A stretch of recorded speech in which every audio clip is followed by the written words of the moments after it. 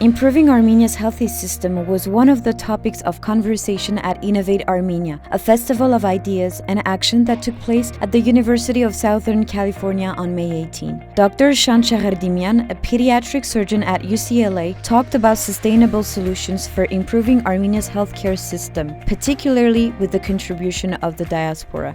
One of the assumptions is that Armenia is just your typical low to middle income country with issues as they pertain to infrastructure, needs of equipment, a lack of physicians and healthcare providers.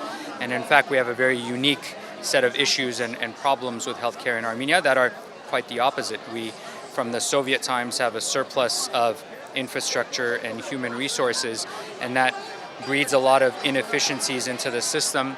The system is quite severely underfinanced, and so making change and improving in that inefficient, diluted system with limited finances is a very big challenge. I would say that in the cities, access to care is not a problem, but we do have issues with access outside of Yerevan. And then when we look at the quality of care delivered, particularly in hospitals or inpatient settings, I would say we have some major challenges in that. Medical education is another area that deserves a lot of attention and improvement. Underfinancing of the system is a huge problem. Armenia spends on the order of 1.5% of their GDP on healthcare, which is quite a low number.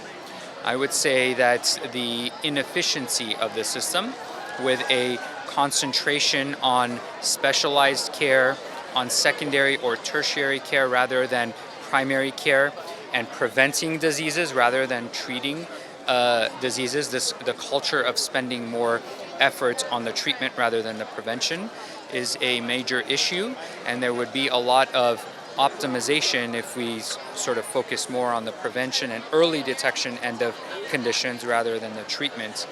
We still have a system that's very burdensome in terms of numbers of hospitals, numbers of doctors, which all contribute to the inefficiencies. We maybe should be attracting less people into the field so that we increase competition and reduce expenses. So that's a very interesting policy level question or a decision that we would have to look at, study, examine the experience of other countries that have been able to optimize their healthcare system after the collapse of the Soviet Union. So much of the inefficiencies that we have right now is the legacy of the Soviet healthcare system. We really don't have, I would say, a shortage of quote-unquote top talent. It's the entire system and how the system sort of relates to itself in terms of the financing, the policies that don't allow that top talent to work at their optimal abilities. If we had at least a solid primary care network throughout the country, and some specialty consultations, for example, can be done with telehealth so that the specialized plastic surgeon or the neurosurgeon can be in Yerevan, doesn't have to be based in the regions, but can provide expertise and services. That would be an example of the role of telehealth or e-health in healthcare. What has been objectively the impact of the diaspora in healthcare in Armenia, and how has the Armenian healthcare system done in relation to other countries without a diaspora, but with external stakeholders that have been able to contribute to the healthcare system without this medical mission type of thing, relationship. And I would argue that other countries have made significant improvements while Armenia has lagged behind despite the presence and the role of the diaspora. We can't put Armenia in the mold of the prototypical low to middle income country with shortages of physicians, shortages of equipment. Our problem set is different and it requires a different solution. So what may work in Southeast Asia, Latin America, or Sub-Saharan Africa is likely not to work in Armenia.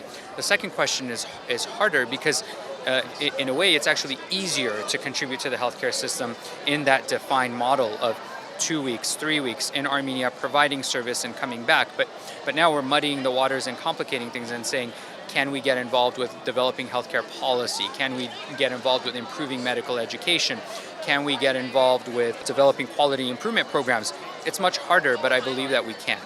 When you don't have a system that functions in the capacity that it can, then inevitably you are going to lose trust. As much as you artificially try to hype that up, there are going to be cracks in the system. And we in Armenia have a very educated and very literate population. And so I don't think it's possible to do that. So I think that should be a byproduct and will be a byproduct if we are able to improve the healthcare system and address the challenges. The trust will naturally come thereafter.